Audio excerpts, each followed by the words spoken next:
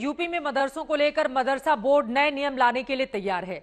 इन नियमों के मुताबिक मदरसों में दीनी पढ़ाई के साथ ही हिंदी, अंग्रेजी, गणित और विज्ञान जैसे विषय भी पढ़ाए जाएंगे। साप्ताहिक अवकाश शुक्रवार को ना होकर रविवार को होगा और सबसे बड़ी बात यह है कि मदरसों के छात्रों का भी ड्रेस कोड होगा।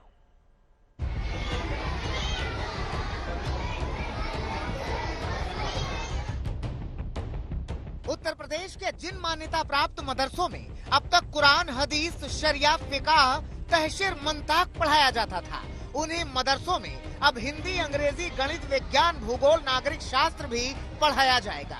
एक हाथ में कुरान और दूसरे में कंप्यूटर के ख्वाब को पूरा करने की ताबीर मिली है। यूपी मदरसा शिक्षा बोर्ड की बैठक में नए प्रावधान के प्रस्ताव पारित हुए हैं। यूपी के मदरसों में अब जुमे की बजाय रविवार को छुट्टी होगी। मदरसों में अब ड्रेस कोड लागू होगा। बच्चों को बाकायदा यूनिफॉर्म पहनना होगा। हिंदी, अंग्रेजी, गणित, विज्ञान की पढ़ाई जरूरी होगी। मदरसे में एनसीईआरटी की किताबें पढ़ाई जाएंगी। मदरसों में एकेडमिक कैलेंडर भी लागू होंगे। स्कूलों की तरह मदरसों में भी विंटर वेकेशन होगा। आज मदरसा में ड्रेस कोड आया क्योंकि अब हम एक प्लेटफॉर्म दे रहे हैं आदरणीय मोदी जी के नेतृत्व में देश के मदरसों को और उत्तर प्रदेश में आदरणीय योगी जी के नेतृत्व में, ताकि ये मुंशी, मौलिम, आमिल, कामिल, फाजिल ये डिग्री लेकर ये डॉक्टर, इंजीनियर, आईएएस, आईपीएस नहीं बन सकते हैं। इनको भी आईआईएम में जाना चाहिए, आईआईटी में जाना चाहिए। इन बच्चों के लिए एक प्लेटफॉर्म दे रहे हैं। उनके अंदर कैसे फील आएगी जब वो ड्रेस कोड पहन कर जाएंगे और स्कूलों की तरह उनकी भी ड्रेस कोड होगी, तो वो बच्चे कुछ बनने की चाह लेकर निकलेंगे घर से। वरना उनको आप सीधा एक मुसलमान की ड्रेस पहनाकर भेज देते हैं और ये हमारी ड्रेस नहीं है।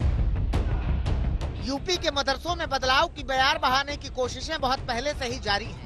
पहले फर्जी और अवैध मदरसों की शिनाख्त हुई और अब मान्यता प्राप्त मदरसों के लिए नए नियम कायदे बनाए गए हैं। प्रदेश मदरसा बोर्ड का मानना है कि इन नियमों से तालमेल बैठेगा। बहुत से लोगों की शिकायत ये आई मदरसों से कि फ्राइडे को जब हमारा मदरसा बंद रहता है तो शासन और प्रशासन खुला रहता है, और जब हमारा संडे को मदरसा खुलता है तब वो बंद रहता है। तो आपस में तालमेल मदरसे के बच्चों का और शासन प्रशासन का नहीं है, और एक ही घर में बच्चा जो है बेसिक शिक्षा में पढ़ता है और एक ही बच्चा मदरसे में पढ़ता है, तो दोनों अलग अलग छुट्टियां कैसे हो सकती हैं। अब जरा ये समझिए कि आखिर यूपी मदरसा शिक्षा बोर्ड क्या होता है और इसके क्या क्या अधिकार हैं। मोटे तौर पर मदरसा शिक्षा बोर्ड का वही दायरा और अधिकार है जो यूपी प्राथमिक और माध्यमिक शिक्षा बोर्ड का है, यानी मदरसा शिक्षा परिषद के फैसले को कानूनी जामा पहनाया जाना तय है।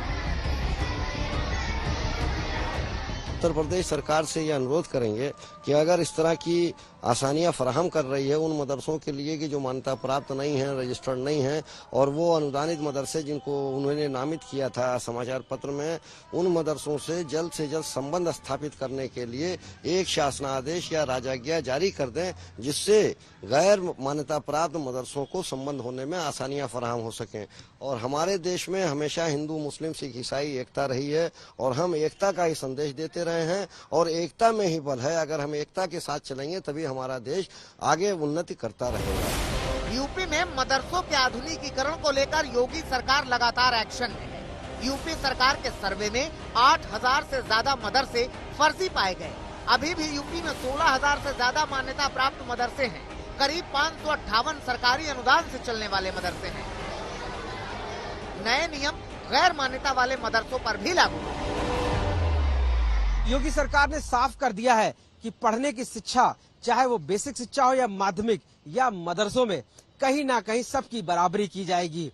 और इसीलिए जो ये प्रस्ताव पारित किए गए हैं ये भी मदरसों के हित को देखते हुए योगी सरकार ने पास किए हैं। हालांकि इसमें कई मौलानों को ऐतराज भी है, लेकिन प्रस्ताव पास होने के बाद अब मदरसों की उच्च शिक्षा की बात की जा रही है। लखनऊ से कैमरा पर्सन गौरव गुप्ता के साथ आशीष श्रीवास्तव, आज तक।